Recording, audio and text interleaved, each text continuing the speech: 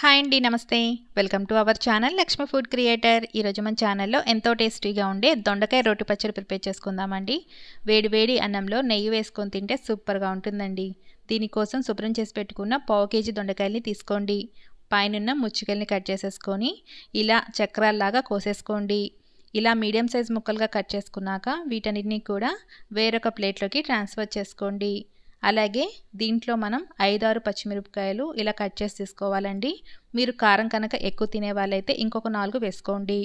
Stove వెలిగించుకొని బాండీలో 2 table స్పూన్ల దాకా నూనెను వేసుకోండి.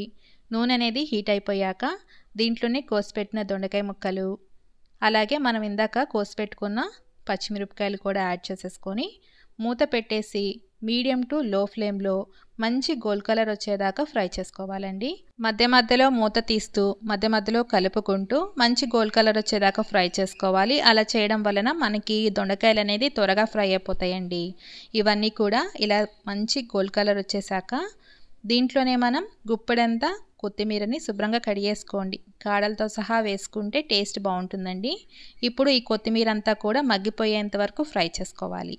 ఇప్పుడు ఇలా ఫ్రై అయిపోయాక దీంట్లోనే మనం 2 రెమ్మల చింతపండుని వేసుకుంటే మనకి టేస్ట్ బాగుంటుందండి, పులుపుగా. అలాగే దీనంతా ఒకసారి మిక్స్ చేసేసుకొని కన్సిస్టెన్సీని చెక్ చేసుకోండి. ఈ విధంగా ఉంటే సరిపోతుంది.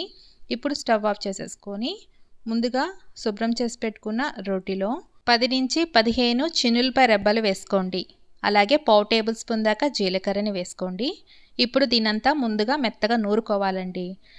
మొత్తం ఒకేసారి వేస్తే నలగవండి. ముందుగా చిన్నులపాయలు నూరేసుకొని తర్వాత మనం వేయించి పెట్టుకున్న ఈ దొండకాయలు దీంట్లోకి వేసుకొని కొద్ది కొద్దిగా వేసుకుంటూ మనం నూరుకోవాలండి. ఒకసారి మొత్తాన్ని వేస్తే సరిగ్గా నలగదండి. ఇలా బాగా మెత్తగా నూరుకున్నాక కన్సిస్టెన్సీని ఒకసారి చెక్ చేసుకొని దీంట్లోనే మనం టేస్ట్కి తగినంత సాల్ట్ని వేసుకోండి. సాల్ట్ అనేది మనం లాస్ట్లో వేసుకోవాలండి. ఒకవేళ మీరు కల్లుపు వాడినట్టయితే ముందుగా వేసేసుకొని నూరుకోండి. తర్వాత ఈ పచ్చడిని బాగా మెత్తగా నూరేసుకొని కన్సిస్టెన్సీని ఈ విధంగా ఉండేటట్టు చూసుకోండి.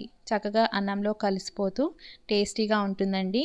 దీన్ని పోపు పెట్టాల్సిన అవసరం లేదండి. పోపు పెట్టుకున్నా చాలా బాగుంటుంది. ఇప్పుడు మనం స్టవ్ వెలిగించుకొని ఒక మందపాటి కడాయిలో 1 టేబుల్ స్పూన్ దాకా నూనెను వేసుకోండి. దీంట్లోనే 1 టేబుల్ స్పూన్ దాకా పోపు దినుసులు, 2 ఎండుమిరపకాయలు, అలాగే గుప్పెడంత కరివేపాకు, చిటికెడంత పసుపు వేసుకోండి. కలర్ అనేది చాలా బాగుంటుంది. ఇవన్నీ కూడా బాగా ఫ్రై అయిపోయాక మనం ఇందాక నూరి పెట్టుకున్న పచ్చడిని కూడా దీంట్లోకి ట్రాన్స్ఫర్ చేసుకోండి. అలాగే ఈ పచ్చడిని ఒక 2 నుంచి 3 నిమిషాల పాటు ఈ నూనెలో ఫ్రై చేసుకోండి. టేస్టీగా ఉంటుందండి. చూడండి, ఇలా నూనెలో ఫ్రై అవుతే కలర్ అనేది చేంజ్ అయిపోయి మనకి ఈ విధంగా తయారైపోతుందండి. దీన్నంతా కూడా స్టవ్ ఆఫ్ చేసేసుకొని వేరొక బౌల్లోకి ట్రాన్స్ఫర్ చేసుకోండి. ఇలా ట్రాన్స్ఫర్ చేసేసుకున్నాక వేడి వేడి అన్నంలో కొద్దిగా నెయ్యి వేసుకొని ఈ పచ్చడితో తింటేనండి సూపర్గా ఉంటుందండి. ఈ టేస్టీ అయిన దొండకాయ పచ్చడిని మీరు కూడా ఒకసారి ఇలా సింపుల్గా ప్రిపేర్ చేసుకోండి. మిక్సీ కన్నా రోటిలో నూరుకుంటేనే పచ్చడి కమ్మగా ఉంటుందండి. మీరు కూడా ట్రై చేసి ఎలా వచ్చిందనేది కామెంట్ రూపాన్ని తెలియచేయండి. నచ్చితే లైక్ చేసి సబ్స్క్రైబ్ చేయండి.